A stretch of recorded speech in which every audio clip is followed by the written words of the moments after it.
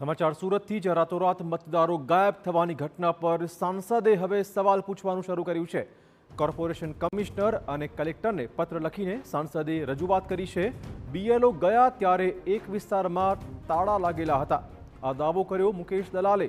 મોટી સંખ્યામાં લોકો ઘરને તાળા મારી ગાયબ થઈ ગયા હતા। જો આ લોકો ભારતના નાગરિકો હતા તો ગાયબ કેમ થયા? આ સવાલ તેમનો છે। આ લોકો ઘૂસણખોર છે કે નહીં તેની પણ તપાસ કરવાની માંગણી તેમણે કરી છે।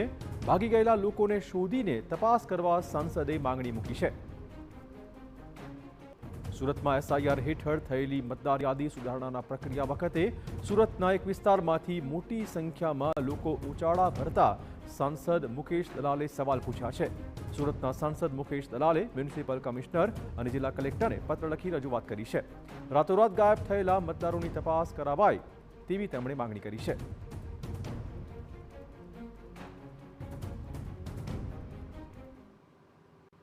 હમણાં જ સુરતમાં એક ઠેકાણે એવું જોવા મળ્યું કે જ્યારે બીએલઓ 1 એક વિસ્તારમાં મતદારના ફોર્મ આપવા ગયા ત્યારે 500થી વધુ ઘરો બંધ જોવા મળ્યા।